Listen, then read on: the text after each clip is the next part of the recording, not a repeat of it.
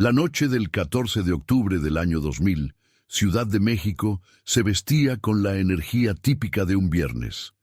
Las luces de neón parpadeaban en las calles del centro histórico y el aroma de tacos al pastor flotaba desde los puestos callejeros.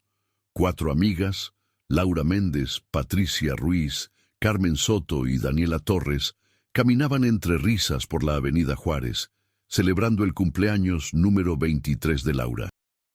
Habían sido inseparables desde la secundaria, compartiendo sueños, secretos y una amistad que parecía inquebrantable. Esa noche, vestidas con sus mejores atuendos, decidieron terminar la celebración en una discoteca popular de la zona rosa. Ninguna de ellas imaginaba que antes del amanecer sus vidas se convertirían en uno de los misterios más perturbadores que México recordaría durante décadas. Antes de continuar con esta historia, me gustaría pedirte un favor. Suscríbete al canal para no perderte más casos como este que te mantendrán al borde de tu asiento. Y deja un comentario diciéndonos desde qué parte del mundo nos estás viendo. Ahora sí, continuemos. La última vez que alguien las vio con certeza fue cerca de las 2 de la madrugada, cuando salieron del lugar llamado Eclipse, una discoteca que por aquellos años era el punto de encuentro de jóvenes universitarios. El encargado de seguridad, un hombre llamado Rodrigo Campos, recordaría después que las 4 chicas parecían alegres pero no ebrias. Abordaron lo que él describió como un taxi verde y blanco, característico de la ciudad en esa época. El automóvil se perdió entre el tráfico nocturno, llevándose consigo cualquier rastro inmediato de su paradero. Al día siguiente, cuando ninguna de las 4 respondía a sus teléfonos celulares, aparatos que, en el año 2000, apenas comenzaban a popularizarse, las familias empezaron a preocuparse. Mónica Méndez, la madre de Laura, fue la primera en sentir que algo andaba terriblemente mal. Su hija siempre la llamaba sin falta, especialmente después de una noche de fiesta. A las 10 de la mañana del sábado, Mónica ya estaba marcando a las casas de las otras familias. Patricia llegó anoche. Preguntó con voz temblorosa a la señora Ruiz. No, pensé que se había quedado en tu casa con Laura, respondió ella, y en ese instante ambas madres sintieron cómo el pánico comenzaba a apoderarse de sus pechos. Para el mediodía, las 4 familias se habían reunido en la casa de los Méndez, ubicada en la colonia Narvarte. La sala estaba llena de padres, hermanos y tíos que intentaban reconstruir la noche anterior. Llamaron a conocidos, a otros amigos que habían estado en la discoteca, pero nadie tenía información útil. Fue entonces cuando Héctor Torres, el padre de Daniela, tomó la decisión de ir directamente a la delegación de policía más cercana. «Necesito reportar la desaparición de mi hija y sus 3 amigas», dijo con firmeza al oficial de guardia, un hombre de mediana edad con bigote poblado que masticaba un chicle con indiferencia. «¿Cuánto tiempo tienen desaparecidas?», preguntó sin levantar la vista de sus papeles. «Desde anoche, desde la madrugada». El oficial finalmente alzó la mirada y suspiró. «Señor, tiene que esperar al menos 48 horas. Son jóvenes, probablemente se fueron de fiesta a otro lado. Ya aparecerán». Héctor sintió la rabia subir por su garganta. «Mi hija no es así, algo les pasó». Pero el protocolo era inflexible, y las primeras horas críticas se perdieron en la burocracia y en la suposición de que se trataba de una simple travesura juvenil. No fue sino hasta el lunes por la mañana, cuando ya habían transcurrido más de 60 horas, que finalmente se abrió una investigación formal. Para entonces, cualquier pista inmediata se había enfriado considerablemente.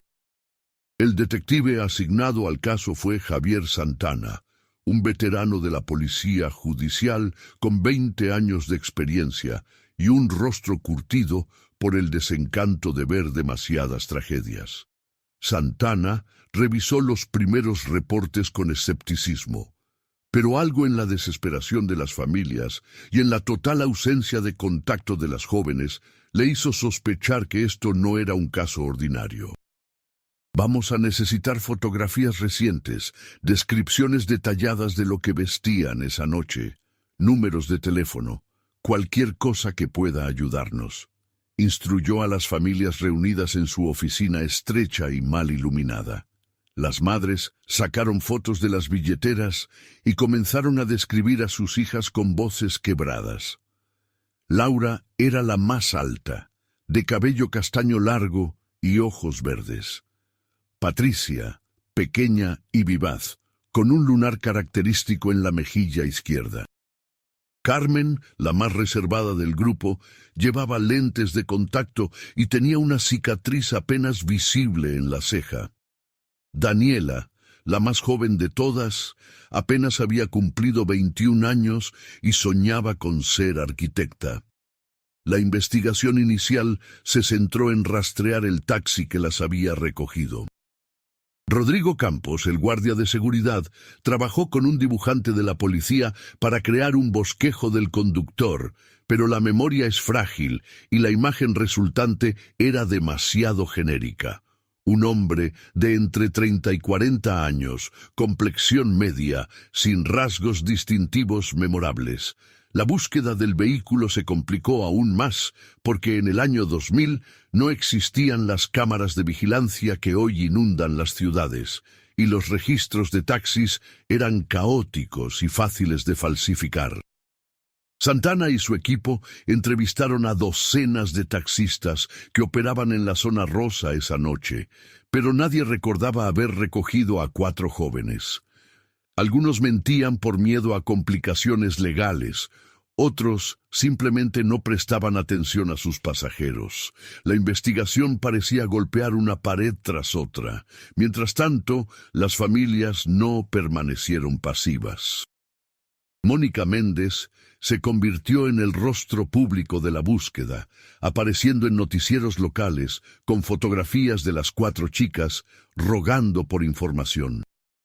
Si alguien sabe algo, lo que sea, por favor comuníquense con nosotros, decía con los ojos enrojecidos, sosteniendo una foto de su hija que se había tomado apenas una semana antes de la desaparición.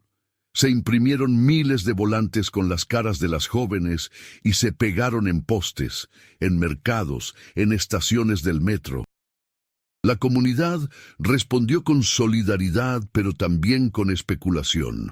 Comenzaron a circular rumores, que las habían visto subir a un autobús con destino a Acapulco, que alguien las había visto en Guadalajara, que habían huido voluntariamente para comenzar nuevas vidas.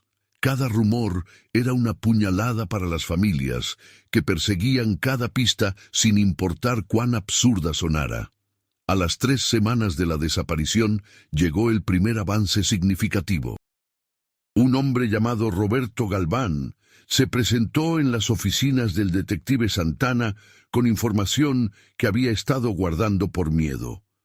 Galván era dueño de un taller mecánico en la colonia Doctores y explicó que la madrugada de la desaparición había visto algo extraño. Estaba cerrando el taller, eran como las 3 de la mañana. Comenzó nerviosamente, retorciendo su gorra entre las manos. Vi un taxi que se detuvo en la esquina. Parecía que tenía problemas mecánicos porque el motor sonaba raro. El conductor bajó a revisar el cofre y pude ver que había varias mujeres en el asiento trasero. No estoy seguro de cuántas, pero eran más de 2. ¿Por qué no reportó esto antes?, preguntó Santana con tono severo. Porque también vi que había otro hombre en el taxi, en el asiento del copiloto. Y cuando pasé cerca, me miraron de una manera que me dio miedo. Decidí seguir caminando y no meterme. ¿Recuerda el número de placas? Galván negó con la cabeza. Era un taxi viejo, verde con blanco, pero las placas estaban sucias, como cubiertas de lodo a propósito. Esta información cambió el rumbo de la investigación. Si había dos hombres involucrados y las placas estaban deliberadamente ocultas, esto no era un secuestro oportunista, sino algo planeado. Santana comenzó a investigar casos similares de mujeres jóvenes desaparecidas en circunstancias parecidas. Descubrió con horror que en los últimos 5 años, al menos otras 7 mujeres habían desaparecido después de abordar taxis en zonas de vida nocturna, aunque ningún caso había recibido tanta atención mediática. El detective solicitó apoyo a la Procuraduría General de Justicia y se formó un grupo especial de investigación. Revisaron bases de datos de taxistas con antecedentes penales, interrogaron a mecánicos que trabajaban con taxis piratas y siguieron el rastro del dinero en talleres que modificaban vehículos para ocultar compartimentos. Era un trabajo minucioso que consumía semanas sin resultados concretos. Para las familias, cada día que pasaba era una agonía renovada. Los padres de Patricia Ruiz gastaron todos sus ahorros contratando investigadores privados que prometían resultados, pero solo entregaban más frustración. La madre de Carmen Soto desarrolló una úlcera estomacal por el estrés constante y tuvo que ser hospitalizada.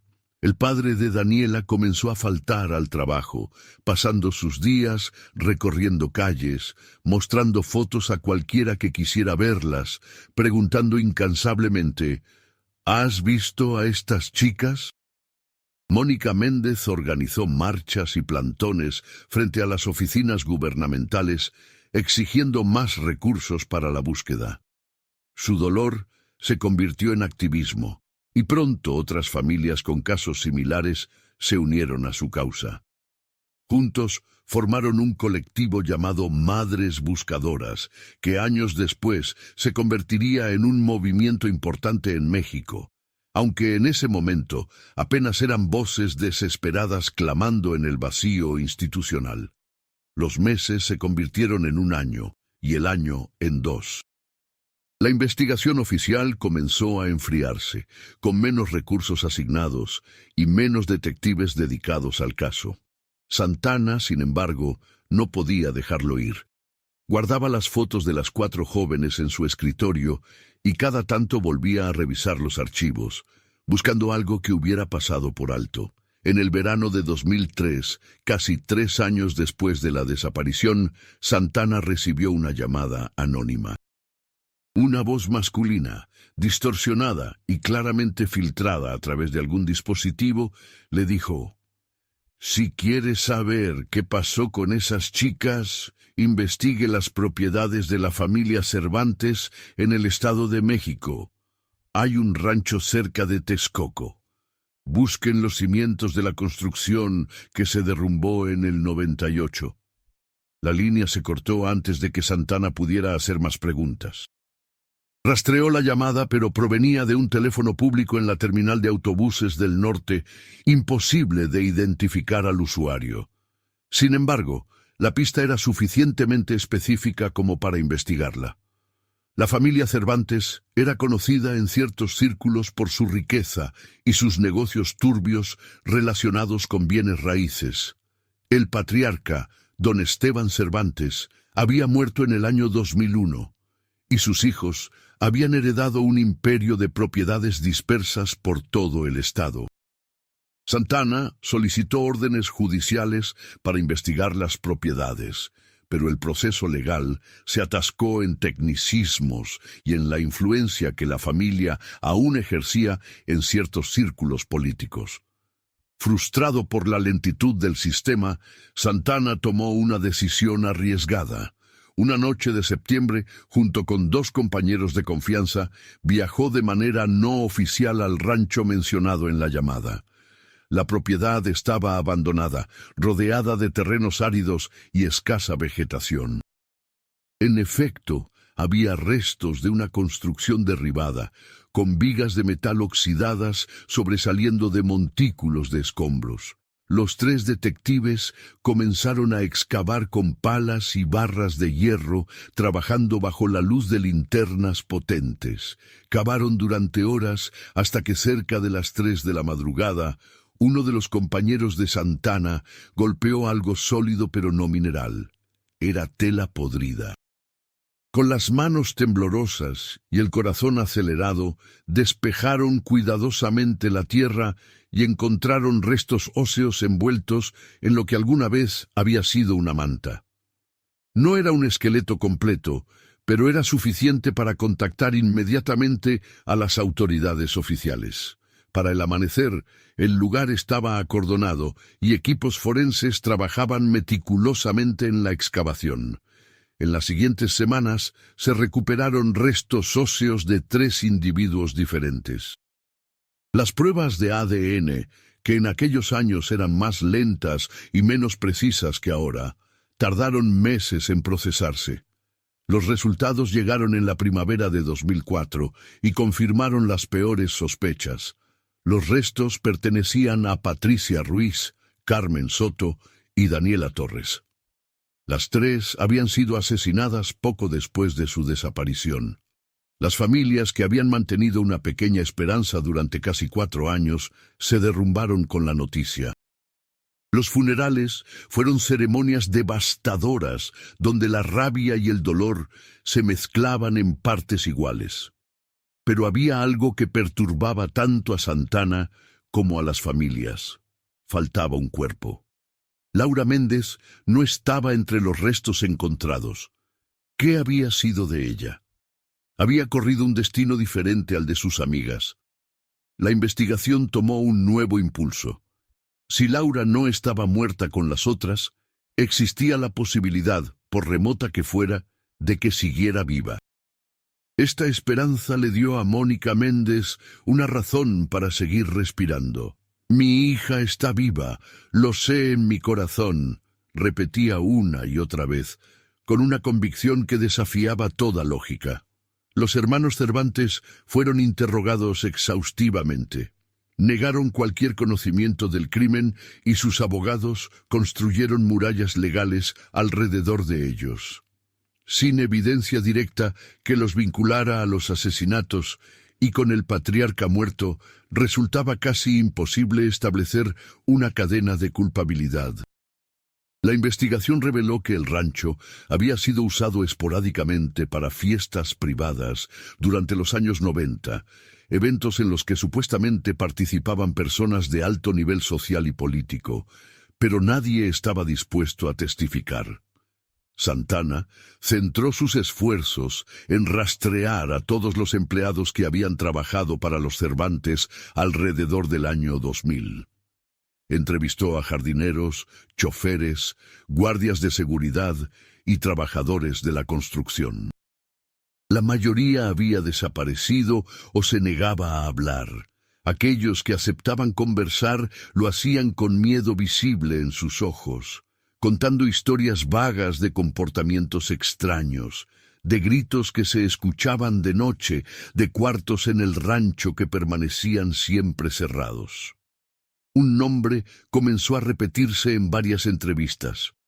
Gilberto Salazar, quien había sido el capataz del rancho durante varios años. Salazar había dejado de trabajar para los Cervantes abruptamente en el año 2001 y se había mudado a un pueblo pequeño en Oaxaca. Santana viajó hasta allá y lo encontró trabajando como albañil, viviendo una vida aparentemente tranquila con su esposa e hijos. Cuando Santana apareció en su puerta, el rostro de Salazar perdió todo color. Sabía que alguien vendría eventualmente, dijo con resignación. Durante las siguientes horas, en su modesta cocina mientras su esposa preparaba café con manos temblorosas, Salazar contó una historia que heló la sangre del detective. Confirmó que el rancho era usado para fiestas donde asistían hombres poderosos que pagaban grandes sumas de dinero por entretenimiento. Jóvenes mujeres eran traídas bajo engaños o por la fuerza. Salazar admitió con vergüenza que él había ayudado a mantener cautivas a algunas de estas mujeres, aunque juraba que nunca había participado directamente en la violencia.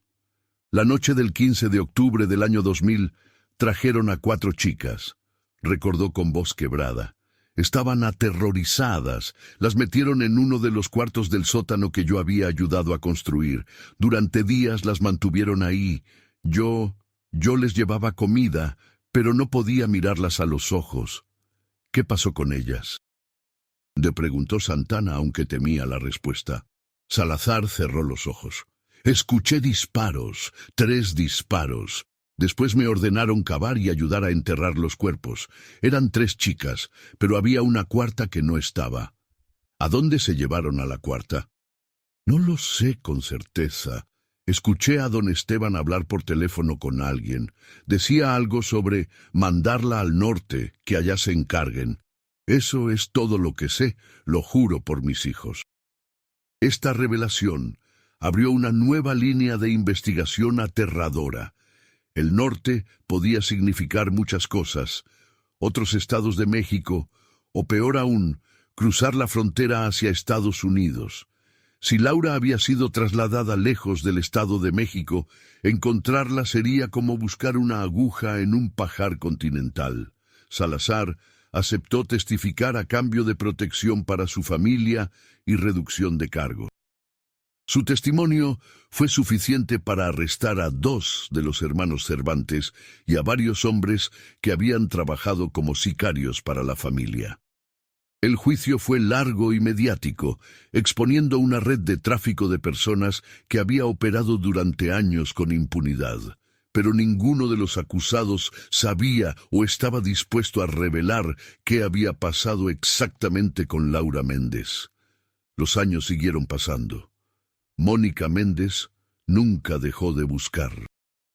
Viajó a diferentes estados, distribuyó fotos actualizadas digitalmente de cómo Laura se vería con más edad, colaboró con organizaciones internacionales contra el tráfico humano. Cada pista, cada rumor, cada llamada de alguien que creía haberla visto, era perseguida con la misma intensidad desesperada del primer día. En el año 2008, 8 años después de la desaparición, llegó un reporte desde Tijuana. Una trabajadora social llamada Elena Vázquez contactó a Santana diciendo que había encontrado a una mujer en un refugio para víctimas de trata que coincidía vagamente con la descripción de Laura. La mujer estaba en muy mal estado psicológico. Prácticamente no hablaba y se negaba a dar su nombre real. Mónica viajó inmediatamente a Tijuana con el corazón lleno de esperanza, pero al ver a la mujer supo de inmediato que no era su hija. La decepción fue aplastante. Casos similares se repitieron en Monterrey, en Guadalajara, en Puebla. Cada falsa alarma desgastaba un poco más a Mónica, pero también fortalecía su determinación. No descansaré hasta encontrarla viva o muerta. Necesito saber qué le pasó a mi niña, decía en las entrevistas que ocasionalmente todavía le concedían los medios. Para el año 2010, 10 años después de aquella fatídica noche de octubre, el caso había caído casi completamente en el olvido público. Nuevas tragedias y nuevos escándalos ocupaban los titulares. Santana se había retirado de la policía, pero mantenía contacto regular con Mónica. En su oficina personal, una pequeña habitación en su casa, seguía teniendo las fotos de las 4 amigas, con la de Laura marcada con un signo de interrogación rojo. Fue en agosto de ese año cuando ocurrió lo impensable. Una maestra de escuela primaria en un pueblo llamado Valle de Santiago, en el estado de Guanajuato, reportó algo extraño a las autoridades locales. Había una mujer que vivía en una casa aislada en las afueras del pueblo. Casi nunca salía y cuando lo hacía, parecía asustada de todo y de todos. La mujer había aparecido en el pueblo hacía unos 6 meses, acompañada de un hombre mayor que decía ser su esposo. Pero los vecinos sospechaban que algo no estaba bien. El hombre, identificado como Mauricio Delgado, era conocido por tener antecedentes de violencia doméstica. La maestra, cuyo nombre era Sofía Ramírez, había intentado hablar con la mujer en varias ocasiones en el pequeño mercado del pueblo, pero ella siempre esquivaba el contacto visual y respondía con monosílabos. Un día, Sofía notó marcas de golpes en el brazo de la mujer y se acercó con más determinación. ¿Estás bien? Si necesitas ayuda, puedo llevarte a un lugar seguro, le dijo con voz suave. La mujer la miró con ojos llenos de terror y lágrimas, pero no dijo nada. Sin embargo, en ese breve momento de contacto visual, Sofía notó algo en sus ojos verdes, una súplica silenciosa que la conmovió profundamente. Sofía contactó a las autoridades locales, y éstas, después de investigar brevemente, decidieron hacer una visita de bienestar a la casa. Cuando los policías llegaron, Mauricio Delgado se mostró hostil y no quería dejarlos entrar. Solo cuando amenazaron con regresar con una orden judicial, permitió que hablaran brevemente con la mujer, siempre bajo su mirada vigilante. La mujer, pálida y demacrada, dijo llamarse María y que estaba bien, que era su esposa y que no necesitaban ayuda de nadie. Su voz era apenas un susurro y temblaba visiblemente. Los policías, sin evidencia clara de un crimen inmediato, no pudieron hacer mucho más. Pero Sofía no se dio por vencida. Esa noche, Sofía comenzó a buscar en Internet casos de mujeres desaparecidas en México. No sabía exactamente qué estaba buscando, pero algo en los ojos de aquella mujer le decía que había una historia terrible detrás de su situación. Pasó horas revisando bases de datos, páginas de colectivos de búsqueda, carteles antiguos de personas desaparecidas, y entonces, en un sitio web de casos sin resolver, mantenido por familiares de víctimas, encontró una foto. Era una imagen de 4 chicas jóvenes sonriendo a la cámara, con el encabezado «Desaparecidas en Ciudad de México, octubre 2000». Sofía amplió la foto y se centró en una de las jóvenes. Laura Méndez, de ojos verdes y cabello castaño. Aunque habían pasado 10 años y la mujer que había visto en el pueblo lucía mucho mayor y deteriorada, había algo innegable en los rasgos, especialmente en la forma de los ojos y en una pequeña cicatriz en la barbilla que Sofía había notado. Con las manos temblorosas, Sofía contactó el número que aparecía en el sitio web. Era de noche cuando Mónica Méndez recibió la llamada. Al principio pensó que era otra falsa alarma más, pero algo en la convicción de Sofía la hizo escuchar atentamente. Describió a la mujer, mencionó la cicatriz en la barbilla, un detalle que nunca había sido ampliamente publicado, pero que Laura tenía desde niña tras caerse de una bicicleta. Y Mónica sintió que el corazón se le detenía. «Voy para allá inmediatamente», dijo Mónica. Y antes del amanecer ya estaba en un autobús rumbo a Guanajuato. Contactó a Santana, quien aunque retirado, se negó a quedarse fuera de esto. Juntos llegaron a Valle de Santiago 2 días después, acompañados por agentes federales que Mónica había logrado convencer de que tomaran en serio esta pista. El operativo se planeó cuidadosamente. No querían alertar a Mauricio Delgado y arriesgar que huyera o, peor aún, que lastimara a la mujer.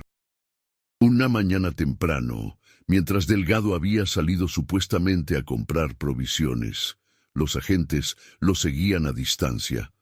Otro grupo de policías se acercó a la casa. Sofía los acompañaba porque la mujer podría reconocerla y sentirse más segura. Tocaron a la puerta con firmeza, pero sin agresividad. «Policía Federal, necesitamos hablar con los residentes de esta casa. Abran la puerta, por favor». Hubo un largo silencio. Entonces se escucharon pasos lentos acercándose. La puerta se abrió una rendija y apareció el rostro demacrado de una mujer que lucía mucho mayor de sus 33 años. Sofía se adelantó. «Hola, soy yo, la maestra. Estos oficiales están aquí para ayudarte. ¿Puedes decirnos tu nombre real?» La mujer comenzó a temblar violentamente. Sus ojos se llenaron de lágrimas, y por un momento pareció que se desmayaría. Con voz ronca por años de poco uso, susurró: «Laura, me llamo Laura Méndez». Esas palabras desencadenaron Mónica, que una había tormenta permanecido de en un actividad. vehículo Cercano, por recomendación de los agentes, salió corriendo al escuchar por el radio que la identificación había sido confirmada.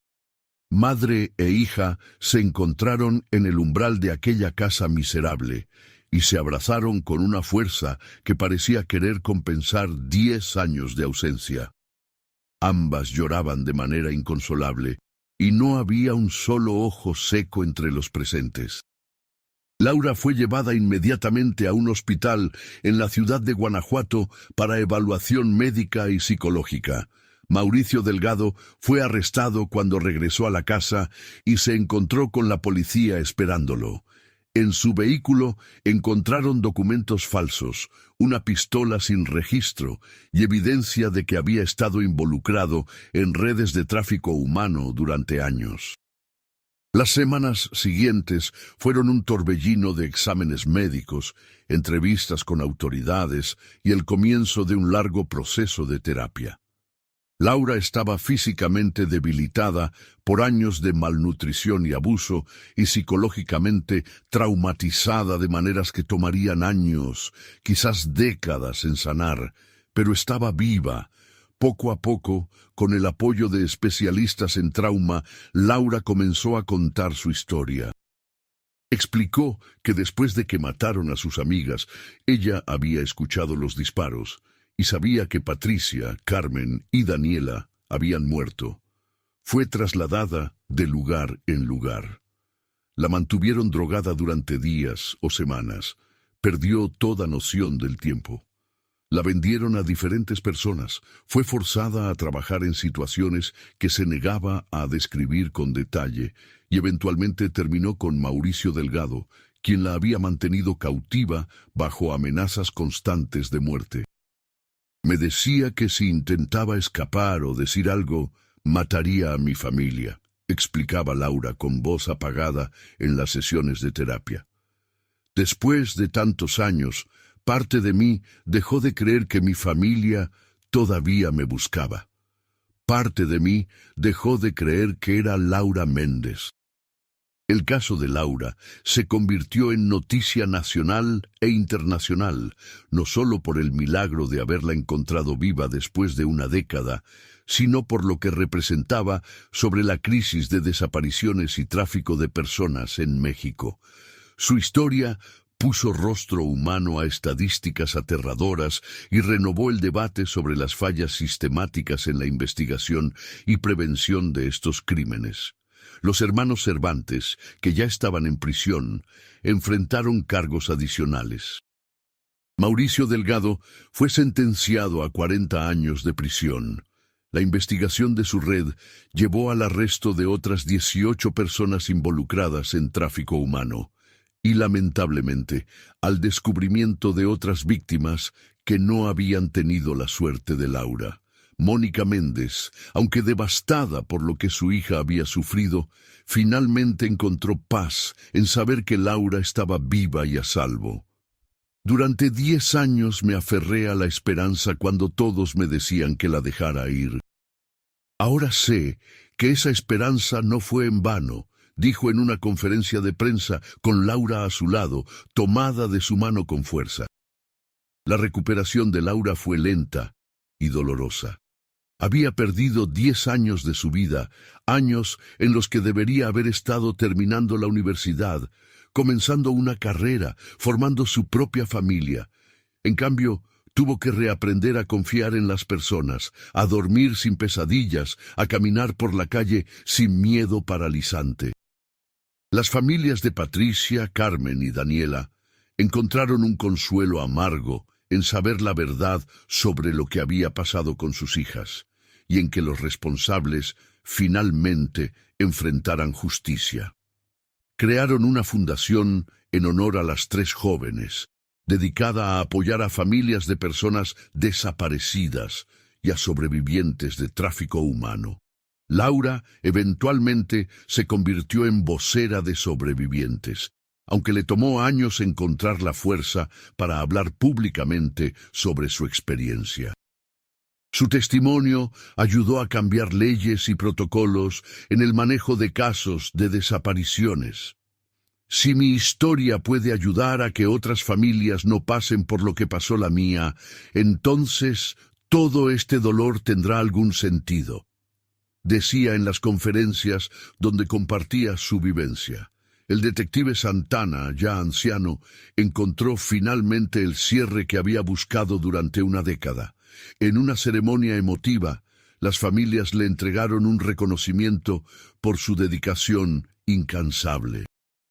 Ustedes nunca se rindieron, y eso me inspiró a nunca rendirme yo tampoco, les dijo con los ojos brillantes de emoción.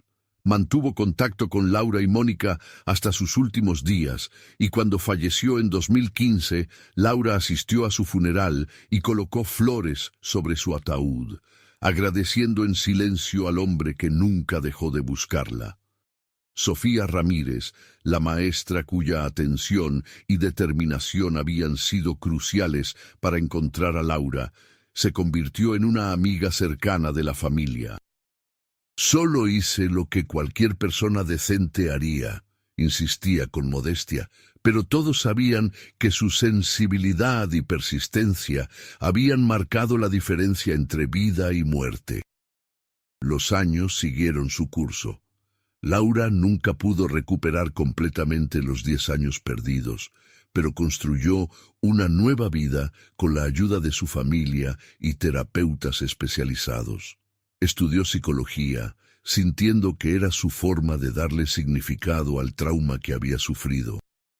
Se especializó en trabajar con sobrevivientes de trauma severo y trata de personas. En 2018, casi 20 años después de aquella noche en que 4 amigas salieron a celebrar un cumpleaños, Laura regresó por primera vez a la Ciudad de México. Visitó los lugares donde había pasado tiempo con Patricia, Carmen y Daniela. Se paró frente a Eclipse, la discoteca que ya no existía, reemplazada por un edificio de oficinas moderno. Colocó flores en el sitio y susurró nombres que nunca olvidaría. Patricia, Carmen, Daniela, lo siento. Siento haber sobrevivido cuando ustedes no pudieron, pero prometo que su historia no será olvidada. Prometo que lo que nos pasó servirá para proteger a otras, dijo con lágrimas corriendo por sus mejillas. Mónica Méndez se convirtió en una figura reconocida en el movimiento de búsqueda de personas desaparecidas en México. Su rostro envejecido pero firme apareció en innumerables manifestaciones y plantones. Encontré a mi hija contra todo pronóstico. Solía decir a otras madres buscadoras, no pierdan la esperanza, sigan buscando, sigan exigiendo, nunca, nunca se rindan. El caso de las 4 amigas desaparecidas en el año 2000 dejó cicatrices profundas, pero también legados importantes. Expuso las fallas sistemáticas en la investigación de desapariciones, especialmente de mujeres jóvenes. Mostró la importancia de la sociedad civil organizada en la búsqueda de justicia. Y demostró que incluso en la oscuridad más profunda, la esperanza puede prevalecer. Laura hoy tiene 48 años, vive una vida tranquila, rodeada de su madre, de amigos leales y del trabajo que le da propósito. Las pesadillas nunca desaparecieron completamente, pero aprendió a convivir con ellas. Cada año, el 14 de octubre, la fecha de la desaparición, organiza una vigilia en memoria de Patricia, Carmen y Daniela. Enciende velas, comparte historias de las 3 jóvenes vibrantes que fueron y recuerda la amistad inquebrantable que compartieron. En su sala tienen marcada una fotografía, la misma que Mónica mostró en incontables noticieros durante la búsqueda. 4 amigas sonriendo a la cámara, abrazadas, llenas de vida y promesa. Laura la mira cada día y encuentra en ella tanto dolor como fuerza. Es un recordatorio de todo lo que perdió, pero también de todo por lo que vale la pena seguir adelante. La historia de Laura Méndez no es solo una de supervivencia, sino una de resistencia. Resistencia contra la desesperación, contra el olvido, contra la normalización de la violencia. Su caso cambió la forma en que muchas familias mexicanas abordan la búsqueda de sus seres queridos, inspirando a no aceptar la indiferencia de las autoridades y a nunca dejar de buscar respuestas. Las instituciones mexicanas implementaron protocolos más estrictos para investigar desapariciones, inspirados en parte por los errores cometidos en este caso. Se crearon bases de datos más completas, se capacitó mejor a los primeros respondientes y se establecieron plazos más cortos para iniciar investigaciones formales. Aunque el sistema sigue siendo imperfecto y miles de familias aún buscan a sus seres queridos, el legado de Patricia, Carmen, Daniela y Laura contribuyó a cambios concretos. En 2020, durante el 20º aniversario de la desaparición, Laura publicó un libro titulado Cuatro amigas, una sobreviviente. En él narra no solo su propia experiencia, sino que también da vida a las historias de sus 3 amigas, asegurándose de que sean recordadas como las personas complejas y maravillosas que fueron, no solo como víctimas. El libro se convirtió en un bestseller y las ganancias fueron donadas a organizaciones que apoyan a familias de personas desaparecidas. Patricia Ruiz había soñado con ser periodista. Quería viajar por el mundo contando historias de personas comunes, haciendo cosas extraordinarias. Carmen Soto amaba la música, tocaba guitarra y escribía canciones que nunca llegó a grabar profesionalmente. Daniela Torres quería ser arquitecta, diseñar espacios que hicieran la vida de las personas más bella y funcional. Sus sueños fueron interrumpidos brutalmente, pero Laura se aseguró de que fueran conocidos y honrados. La comunidad de Valle de Santiago, el pueblo donde Laura fue finalmente encontrada, también se vio afectada por esta historia. Sofía Ramírez implementó en su escuela un programa educativo sobre reconocer señales de tráfico humano y la importancia de la empatía comunitaria. Si vemos algo que no está bien, tenemos la responsabilidad de actuar, les enseñaba a sus estudiantes. El pueblo, que pudo haber sido solo un punto más en el mapa de la tragedia, se convirtió en un símbolo de esperanza y acción ciudadana. Para Mónica, el hallazgo de Laura viva fue un milagro que nunca dio por sentado. Cada mañana, al despertar y saber que su hija estaba a salvo, sentía una gratitud que la abrumaba. Los años de búsqueda la habían transformado completamente. La mujer que había sido antes de octubre de 2000, ama de casa tranquila, enfocada en la rutina diaria, ya no existía. En su lugar había una activista incansable, una vocera de los sin voz, una madre que había movido cielo y tierra por su hija y que ahora dedicaba esa misma ferocidad a ayudar a otros. El sistema de justicia mexicano, aunque lento y a menudo corrupto, demostró que cuando hay suficiente presión pública y evidencia contundente, la rendición de cuentas es posible.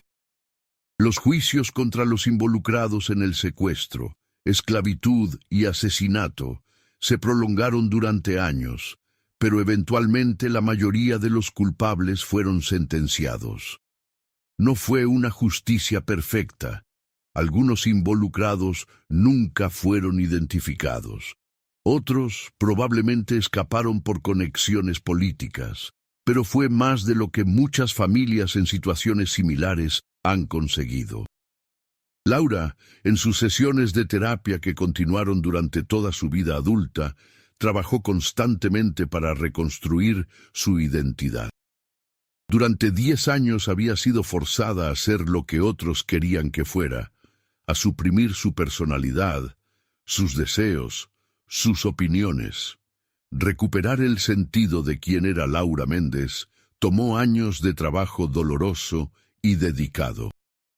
Había días malos, días en los que el peso de los recuerdos era casi insoportable, pero también había días buenos, días en los que podía reír genuinamente, días en los que sentía que realmente estaba viviendo y no solo sobreviviendo.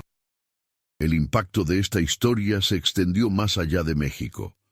Organizaciones internacionales contra el tráfico humano usaron el caso como ejemplo en capacitaciones y conferencias. La combinación de persistencia familiar, investigación policial dedicada, responsabilidad ciudadana y finalmente un poco de suerte creó un manual informal de buenas prácticas que otras jurisdicciones intentaron replicar. En 2023, Laura conoció a Daniel, un terapeuta de trauma que trabajaba con veteranos de guerra. Se conocieron en una conferencia sobre tratamiento de TEPT.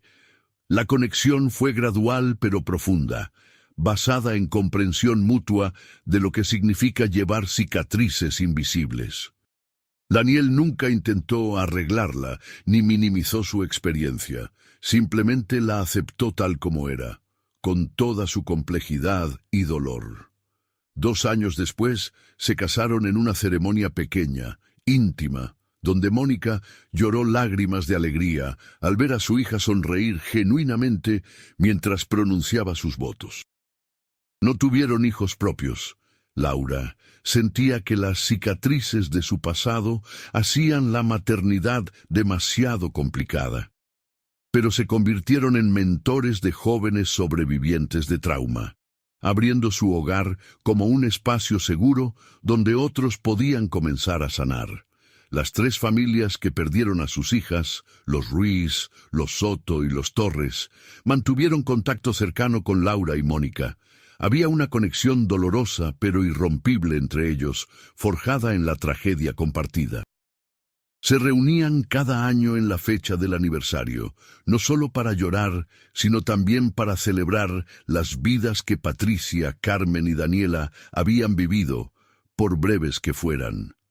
Las autoridades nunca recuperaron completamente toda la red que había estado operando alrededor de la familia Cervantes. Era una red que se extendía a múltiples estados y cruzaba fronteras internacionales. La investigación reveló conexiones con redes de tráfico más amplias que operaban desde Centroamérica hasta Estados Unidos.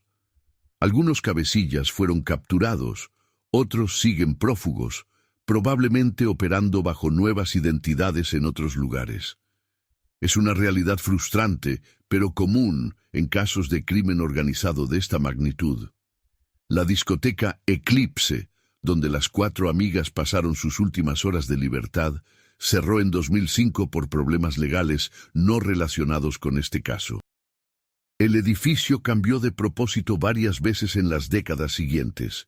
En 2021 se colocó una pequeña placa conmemorativa en el sitio, recordando no solo a Patricia, Carmen, Daniela y Laura, sino a todas las jóvenes que han desaparecido en circunstancias similares en Ciudad de México.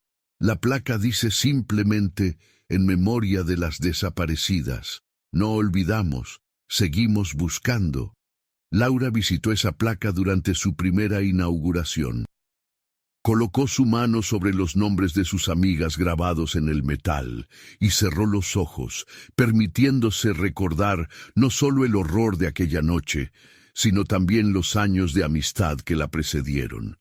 Las tardes estudiando juntas, las risas compartidas, los secretos susurrados, los sueños intercambiados.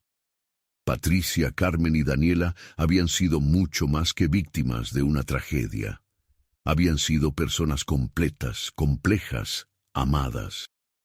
El detective Santana, antes de su muerte, había dejado una carta para Laura.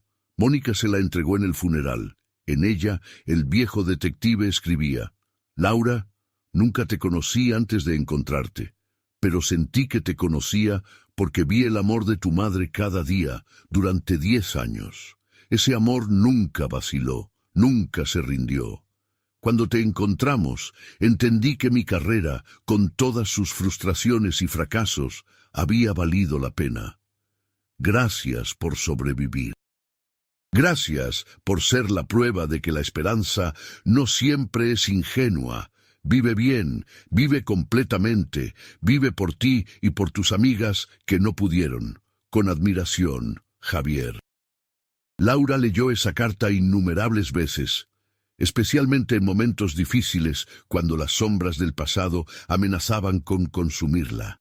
Era un recordatorio de que su supervivencia había significado algo, no solo para ella y su familia, sino para todos los que habían trabajado incansablemente para encontrarla. La historia de Laura Méndez es un testimonio de resiliencia humana, pero también es una acusación del sistema que falló en protegerla a ella y a miles como ella. Es una historia que incomoda porque muestra que el mal puede triunfar temporalmente, que la justicia a menudo llega tarde o incompleta, que algunas heridas nunca sanan completamente. Pero también es una historia que inspira porque demuestra que el amor puede ser más fuerte que el miedo, que la persistencia puede vencer a la desesperación y que incluso después de la oscuridad más profunda es posible encontrar fragmentos de luz. En 2024, Laura fue invitada a hablar en las Naciones Unidas durante una sesión especial sobre tráfico humano y desapariciones forzadas. Subió al podio con las piernas temblando, mirando el mar de rostros de diplomáticos, activistas y periodistas de todo el mundo. Durante años había evitado los reflectores, prefiriendo trabajar discretamente con sobrevivientes individuales. Pero esta era una oportunidad para amplificar el mensaje que había llevado consigo desde su rescate. Mi nombre es Laura Méndez, comenzó con voz firme, y durante 10 años fui una estadística, un número en un archivo de personas desaparecidas. Pero antes de eso era una hija, una amiga, una estudiante con sueños. Mis 3 mejores amigas, Patricia Ruiz, Carmen Soto y Daniela Torres, también eran mucho más que estadísticas. Eran seres humanos completos con familias que las amaban, con talentos únicos, con futuros prometedores. Hizo una pausa respirando profundamente antes de continuar. Esta no es solo mi historia. Es la historia de millones de personas alrededor del mundo que son arrancadas de sus vidas, convertidas en mercancías, despojadas de su humanidad. Es la historia de familias que nunca dejan de buscar, de madres que se transforman en guerreras porque no tienen otra opción. Es la historia de fallas sistémicas que permiten que estas atrocidades continúen. El silencio en el auditorio era absoluto. Laura continuó hablando durante 20 minutos, detallando no solo su experiencia personal, sino también proponiendo soluciones concretas, protocolos de respuesta rápida en casos de desaparición, bases de datos internacionales integradas, capacitación especializada para policías y trabajadores sociales, protección para testigos, recursos para sobrevivientes. No era una víctima pidiendo lástima. Era una experta compartiendo conocimiento ganado dolorosamente. Cuando terminó, recibió una ovación de pie que duró varios minutos. Varios diplomáticos se acercaron después para comprometerse a impulsar cambios legislativos en sus países. No era una solución mágica. Laura sabía mejor que nadie que el cambio real toma tiempo y esfuerzo sostenido, pero era un paso en la dirección correcta. Mónica, que había viajado con ella a Nueva York, la esperaba entre bambalinas con los ojos brillantes de orgullo. «Tu padre estaría tan orgulloso de ti», le dijo, refiriéndose al padre de Laura, que había fallecido 5 años antes de un infarto, con el corazón roto por todo lo que su familia había sufrido. Laura asintió, deseando que él hubiera vivido lo suficiente para verla no solo sobrevivir, sino prosperar en formas que hubieran parecido imposibles años atrás. De regreso en México, la vida continuaba con su ritmo peculiar. Laura y Daniel habían abierto un centro de día para sobrevivientes de trauma, un espacio donde personas que habían experimentado todo tipo de violencia podían reunirse, recibir terapia, aprender habilidades laborales y, lo más importante, encontrar comunidad. El centro llevaba el nombre Luz Compartida, elegido porque cada sobreviviente que pasaba por sus puertas traía consigo una chispa de luz que, cuando se compartía con otros, iluminaba el camino hacia la sanación. Una tarde de otoño en 2025, 25 años después de aquella fatídica noche, una joven de 19 años llegó al centro. Su nombre era Fernanda y había sido rescatada recientemente de una situación de trata. Estaba asustada, desconfiada, apenas podía mantener contacto visual. Laura la reconoció inmediatamente, no su rostro, sino el trauma que llevaba escrito en cada gesto, en cada músculo tenso, en la forma en que se encogía cuando alguien se acercaba demasiado rápido.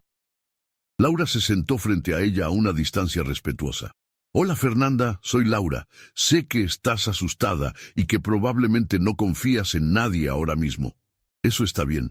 No tienes que confiar en mí hoy.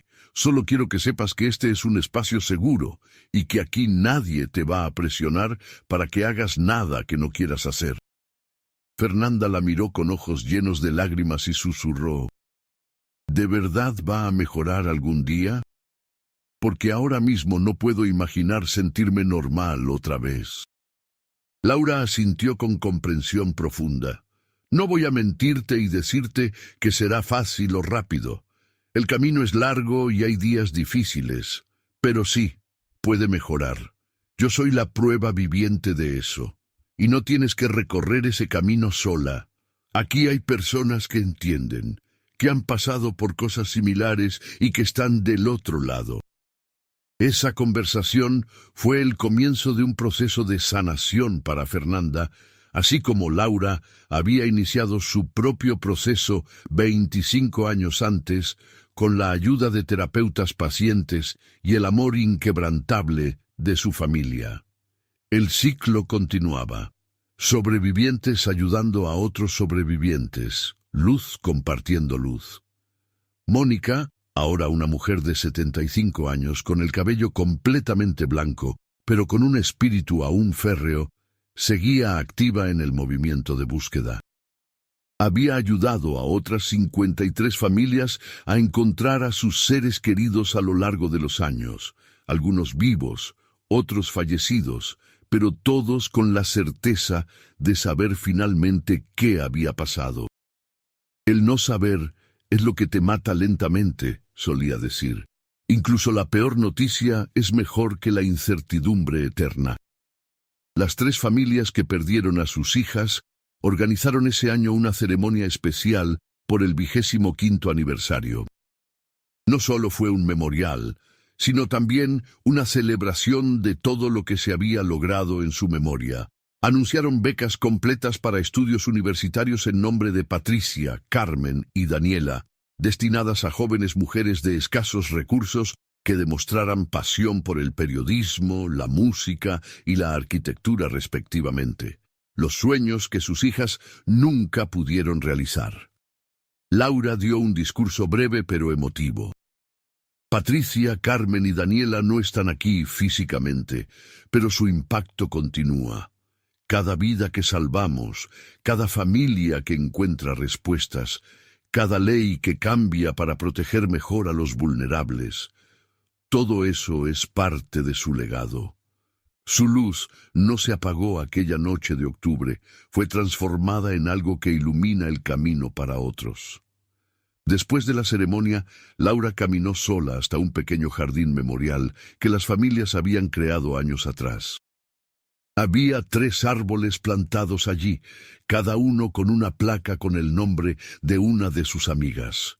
Laura se sentó en un banco entre los árboles, sintiendo la brisa otoñal en su rostro. Cerró los ojos y por un momento se permitió recordar cómo era tener 20 años, estar rodeada de sus mejores amigas, sentir que el mundo estaba lleno de posibilidades infinitas. Lo hice, chicas, susurró al viento. Sobreviví. Y he tratado de vivir no solo por mí, sino también por ustedes. Espero haberlas hecho sentir orgullosas. En el silencio que siguió, Laura sintió una paz que había buscado durante 25 años. No era una paz completa. Sabía que las cicatrices nunca desaparecerían del todo, que siempre habría días difíciles, momentos en los que el pasado la alcanzaría. Pero había aprendido que sanar no significa olvidar o dejar de doler. Significa aprender a llevar el dolor de una manera que no te destruya, que incluso pueda transformarse en algo útil para otros. Daniel la encontró allí media hora después. Se sentó junto a ella sin decir nada, simplemente tomando su mano. Habían desarrollado una comunicación que iba más allá de las palabras, una comprensión mutua forjada en la aceptación total.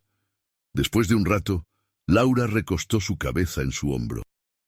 «Estaba pensando», dijo suavemente, «que a pesar de todo lo horrible que pasó, hay algo hermoso que emergió de ello. La fuerza de mi madre, la dedicación del detective Santana, la valentía de Sofía al no ignorar lo que vio, todas las personas que dedicaron tiempo y energía a buscarme sin siquiera conocerme. Eso también es parte de la historia humana, no solo la crueldad, sino también la bondad extraordinaria». Daniel asintió. «Y tú eres parte de esa bondad ahora, ayudando a otros como Fernanda a encontrar su camino de regreso». Esa noche, en la tranquilidad de su hogar, Laura abrió su diario, una práctica que su terapeuta le había recomendado años atrás y que había mantenido fielmente.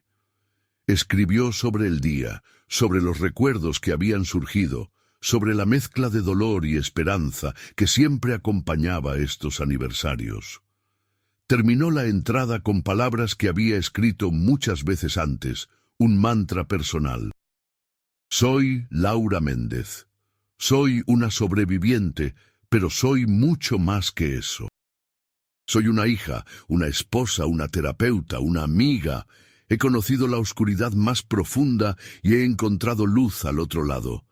Cada día es una elección de seguir adelante, de encontrar significado, de honrar a quienes no pudieron sobrevivir viviendo una vida que valga la pena. Y elijo una y otra vez seguir eligiendo la vida». Cerró el diario y miró por la ventana hacia el cielo nocturno de la Ciudad de México, las mismas estrellas que habían brillado aquella noche de octubre 25 años atrás, cuando 4 amigas habían salido a celebrar, sin saber que sus vidas estaban a punto de cambiar para siempre. Pero también eran las mismas estrellas que habían iluminado cada noche de búsqueda, cada momento de desesperación, cada pequeña victoria en el largo camino hacia la justicia y la sanación.